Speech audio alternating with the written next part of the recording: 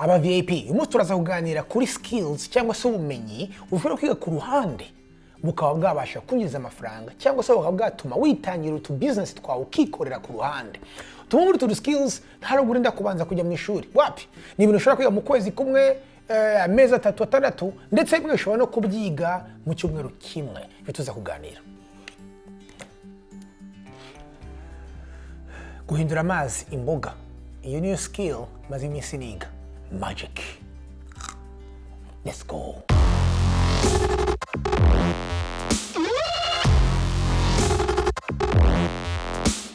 Hello aba VIP, hano ni Coach Gael, nongeye kubasuhuza cyane. Mwagize icyumweru cyiza se?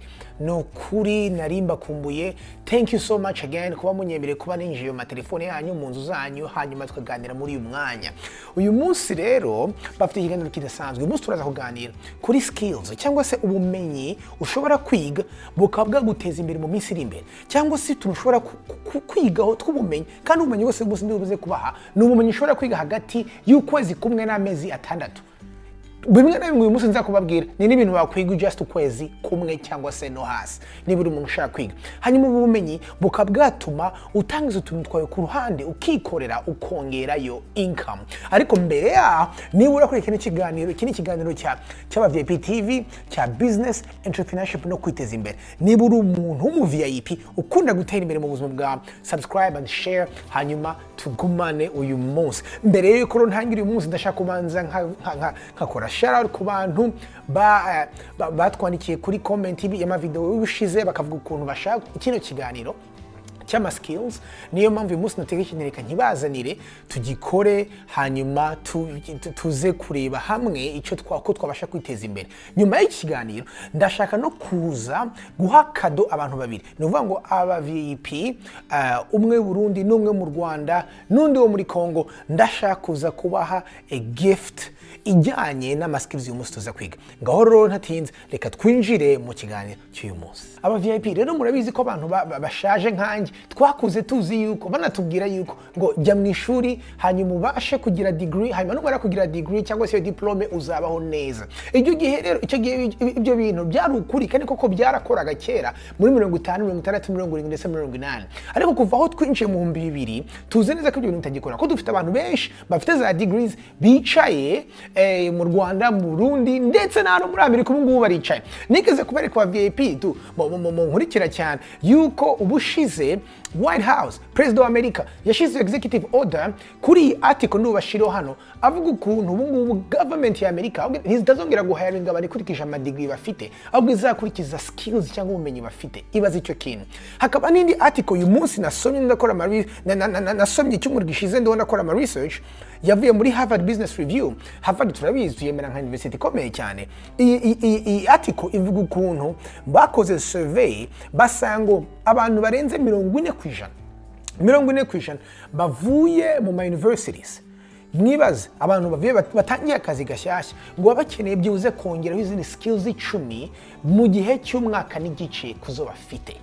Mwibaze kino kihe niba ngo abantu bavuye mu universities baje mu buzi bakino kongeraho ubundi bumenyi. Bishatse kuvuga iki bino bintu? Bishatse kuvuga iki? Bishatse kuvuga yuko hari igihe twari turiho kuva kera, icyo gihe cyari igihe cyo kuba twakwita twari muri job based economy cyangwa se degree based hiring. Nuvuga ngo akazi niko katungaga economy, kandi kugira ngo ubone ako kazi wagombaga kuba ufite degree cyangwa diploma. Ariko ubu ngubu tugeze mu kindi gihe akazi ubuzi uhabwa n'abantu sibwo bukora economy y'igihugu. Ubu ngubu ni utuntu umuntu yitangiriye, ni entrepreneurship, gutangiza utu business nibyo bitunze economy y'ibihugu.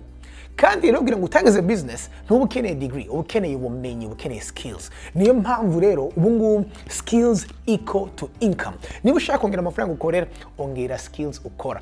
Ibi ngibi nibyo turibuze kuganira uyu munsi muri kino kiganiro. Mbaye skills zigezweho mushobora kwiga zikabateza imbere, aho kugira ngo just mugendere kuri degree nkuko abantu benshi tuzi ko barangiza degree batazi no kwandika Icyongereza cyangwa se Igifaransa. Sibyo ra? Yeah. nawe urabikaturirira nayo ni skill. Niko bimeze. So ni kuvuga ngo rero VIP uyu munsi tabire ku tuntu tworoshye kwiga mushobora ku mastering mugatangira mugategura ejo hazaza. zimwe muri izi skills ngiye kubabwira VIP, zimwe ushobora kuziga ku buryo bw'ubuntu. Ndaza kubabwira baguma nanyu mukarangiza muri bonus ukuntu ushobora kwiga zimwe na zimwe, ndetse niko ziri kubikoraho video y'ukuntu ushobora kwiga izi course. Hanyuma rero zimwe zijyanye n'ibintu bya computer, izindi nanjye zijyanye n'ibintu by'amaboko cyangwa se ibintu by'umutwe. Niyo mpamvu rongera ngo mugumane nanjye muze kumva zose, hanyuma murebe wowe skill ijyanye n'ibyo we wakora, hanyuma abandi mugumane nanjye kugeza ku musozo ndabaha bonus irimo skills eshatu mushobora kongeraho hejuru y'izi ngizi mukamwakuramo ama side hustles. So skill ya mbere nshaka uyu munsi tuza kuvugana ni skill ya videography na editing. Ngiki ni ikintu ntashobora kuvuga uburyo kizakomera muri future. Kubera iki? Kubera ko ubu ngubu ni bande ubu ngubu bacyamamaza urebye kuri za televiziyo na radio ntibikibaho. Ubu ngubu abantu bose asigaye bamamaza bajya ku ma social media. Social media rero murabizi ko abantu badakunda gusoma muri kino gihe. Iyo icyo bagiye kura kuri social media ni giki? Ni ukureba ama video. Sinikuvuga ngo ubu ngubu niyo mpamvu usigaye ubona ubu ngubu. Nahoze ejo bundi ngiye nkunda ibintu by'amazu, murabizi ko nkunda real estate. Nahoze ndeba YouTube channel y'amazu uri LA. Bakoze YouTube channel y'ama open houses. Abantu bagiye bakayareba zigira ama views n'ama views agera ku miliyoni. Kuko ubu ngubu barasigaye bashaka kugenda gusa bakareba ibintu byiza bikorwa bihari. Rero ufite noza editing skills ku buryo ushobora kujya hano gakuru tu video twiza ukadufatanya byaba igitangaza nyuma ukabashira ahantu. Niba uri mu businessman uwo mwana cyangwa se umukobwa uzi kweditinga wamufata neza kuba ari kurabizi yuko utwo tuvideo neza dukoza akadukora neza akadugushira hari abantu baje kutureba kandi igitangaza. Ndo ndavuga ukuntu video na editing ari future kandi umudita wanje ari hano arabyumva. Ubu ngubu bayise ashobora gutabyimba umaze kubyimba mbivugiye iki koko? Iyo videography na editing inyigumiza siyo nabivuga.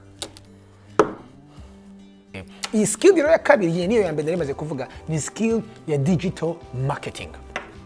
Digital marketing ni gukora advertisement kuri za social media ndetse no kuri internet.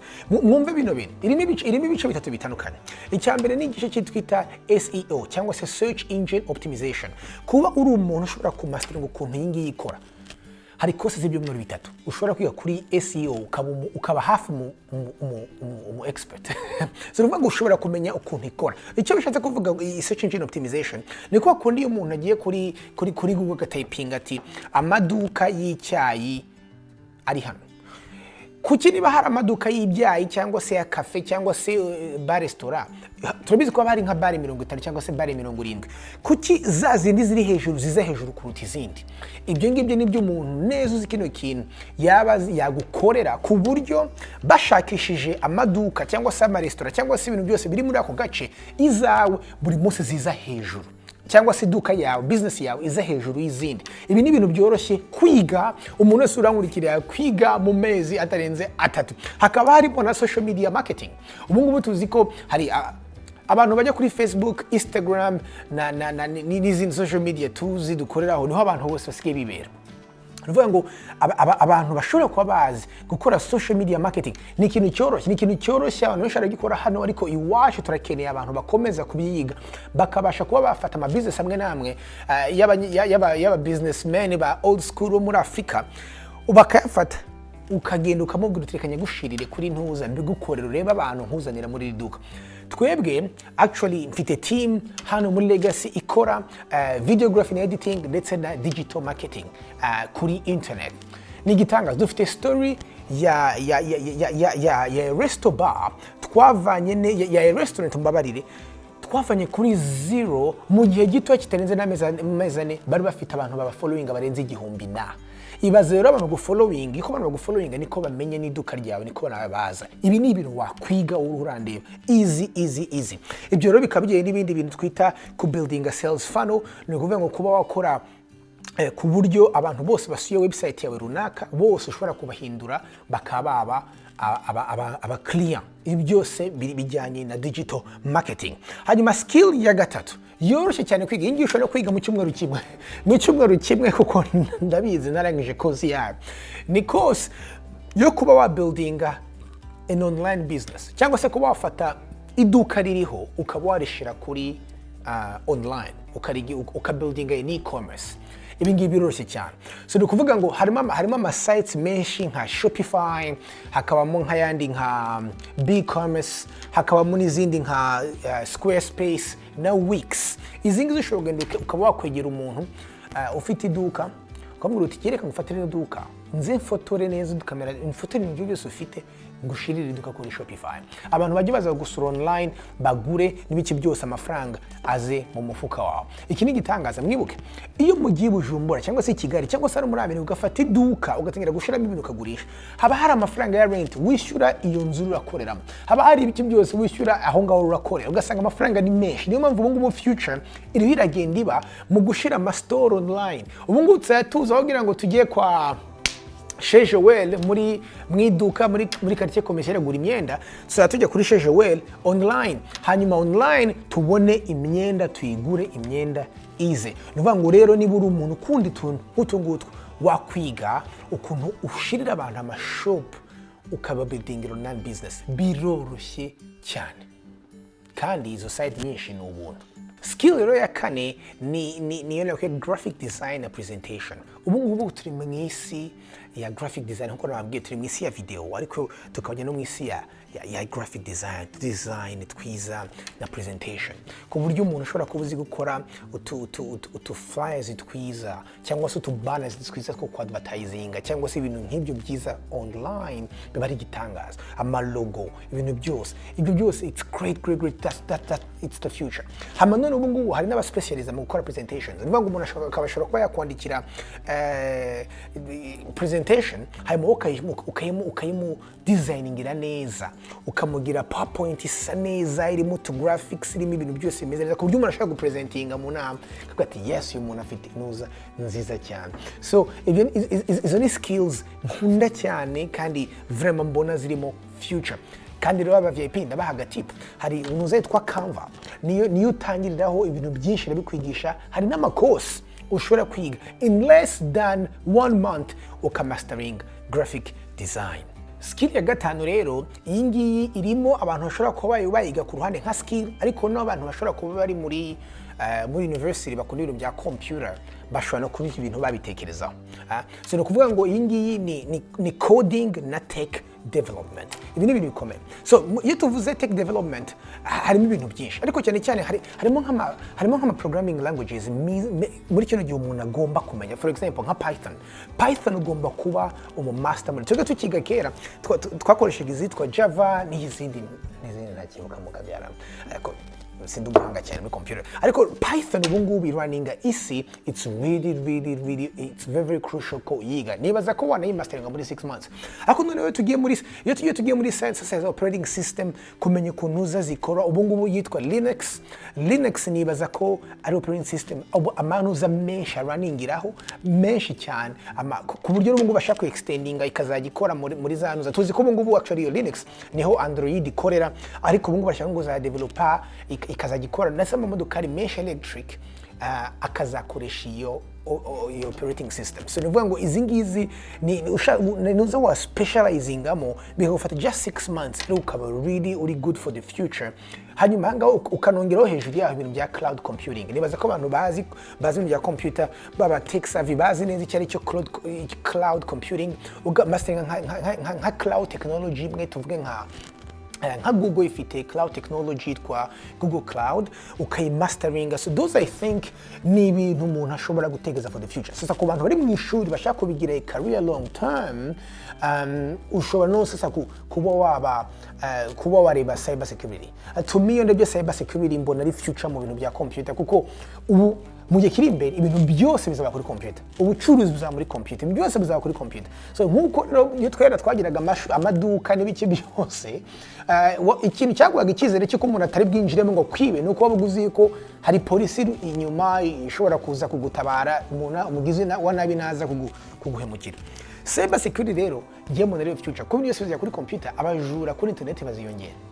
Hanyuma sasa rero nibiyongera abo bantu bazajya baturinda ni bari ngombwa cyane, very crucial. Cyangwa se utajya muri cyber security ukaba ethical hacker nabo n'abantu baza company komeye, abantu bahemba bakora amafaranga menshi cyane, company komeye ikaguhamagara ukaza ukayihakinga, iguhe uburenganzira bwo kwihakinga, hanyuma ukayereka ahantu hose ifite weaknesses, ukavuga uti website ifite weaknesses hano, iyi system ifite weaknesses hano, zikosore. Actually abo ngabo bagezweho babona amafaranga menshi. So nuvuga ngo ibintu byose bya coding na tech development ni ibintu saba kugira ngo mujyemo niba uri umuntu ufite umutwe ugifunguye, bimwe 6 months zirakwiye, cyangwa se ukomeze mu ishuri ube an expert. Indi skill rero abantu benshi batazi, benshi muraza ko no muyumvise n'uyu munsi bwa mbere, saba ngo twige cyane. Iki ngiki kabijyanye n'abantu wenda bazi kwandika, pana kwandika cyane ibintu byinshi, ariko abantu bazi kwandika ibintu biri creative, ni yitwa copywriting. Apana copyright, ariko copywriting. Iyi ngiyi bishatse kuvuga iki? No kwandika amagambo. Tuvuge sinzi iyo mubonye publicity mukabona nka advertisement kuri TV, mukabona ukuntu ya video mukayireba. So ruvuga ngo rero copywriting iyo ni advertisement ariko mu magambo. Ni ukuvuga ngo ni amagambo y'influencing umuntu, akaba yahindura umuntu umuguzi, akaba yatuma umuntu yassociatinga n'iyo brand yawe. Mu yandi magambo copywriting ngo ni art yo ku-influencinga through writing. Niyo mpamvu ari igitangaza. Reka mbe nk'urugero ku bantu bashobora ko mutazi copyright, mbereke nk'urugero kutuntu tumwe na tumwe twa copyright. For example, nk'iyo umuntu arebye Coca-Cola tuyiziho akanuza keza cyane, agasengi keza kavuga ngo keep calm and drink Coca-Cola. Hakazana kandi kitwa ngo things go better with Coke. Ama company nka za Apple afite tundi. Uyu munsi ndareba na company mu Rwanda. So ni kuvuga ngo mu Rwanda turebye nka MTN, everywhere you go. Utuntu aba copywriters bandika utugambo. N'utugambo aba copywriter bandika ku ma website, as a moro kuri company, tugakurura abantu kumva kubera kugamba ari keza, ugasanga kabaye keza. Hari nkanuza nka nk'iyo nawuze nkora research, ahangaha yitwa ngo niba ari yes, yitwa use momo. So ni ukuvuga ngo nibaza ko ari MTN yo mu Rwanda, harimo akantu keza nabonye bavuga ngo hashtag ngo uko byifuza, something like that. So ni ukuvuga ngo ibi ngibi ni utuntu twiza cyane ngiye nemera McDonald's na za Apple zigira amantuza meza cyane. So usuye ama social media yabo, usuye ama websites yabo, ukajya kuri landing page handi ugiye muri website, ubona ukuntu ibintu byanditse, ukumva biragukuruye indani, ukumva urashaka kuba subscribing, wabana n'iyo ntuzi iyo bita copywriting. Ni skill abantu benshi badafite, ngewe nibazi iwacu mu bihugu by'iwacu, kandi wiga mu gihe gitoya hari mu masteringa, ku buryo umuntu ushobora kugenda ukicarana akakubwira ibintu akora, business ikakubwira ibintu ikora n'ibiki byose, hanyuma ukagura utokereka ngene ejo ukabakorera page ya mbere bazashira kuri website yabo, no bakumirwa, no bikabatangaza, ukabakorera kamoto, ukabakorera ikiso. Ibi ngibi it's a skill shaka abantu benshi ba VIP mutangira kwiga mu mastering. So ndangiza video ya VIP, yari video please ya skills za future, ibintu mbona ndetse hari n'ibindi byinshi cyane nuko ntakomeza iyi video. Please niba hari ibibazo mufite kuri skills, please mu commenting mwandike mubaze, hanyuma kandi nimushaka munandike ibyo mushaka tuzaganira ubutaha. Nuvuga ngo ibyo muzaya musaba kuri comment nzambibaha ubutaha. Iki nacyo nakoze ikiganiro kuri video, ikiganiro kivuga ahantu ama-university akomeye arenze 10 hano muri Amerika, wajyaho ukigiza skills nyinshi navuze ku buntu kuri free. Icyo kiganiro nagikoze ndaza gishiraho ngaha nacyo muzakireba. Hanyuma ikindi kintu nacyo nkaza kurangiza mvuga nti umuntu umwe w'Uburundi n'undi wo mu Rwanda bashaka kuba kwiga zino skills, zimwe muri skills andika izina ryawe, wandike skill ushaka kwiga muri izi twavuze hano, nuko ushaka uzayikoresha. Hanyuma ushakisha abantu, usharing iyi video, ushakisha abantu ba like icyo gitekerezo cyawe, byibuze 25 each. Hanyuma tuzakurire one of these skills uzige. Nimugire umunsi mwiza. Bye bye VIP. God bless.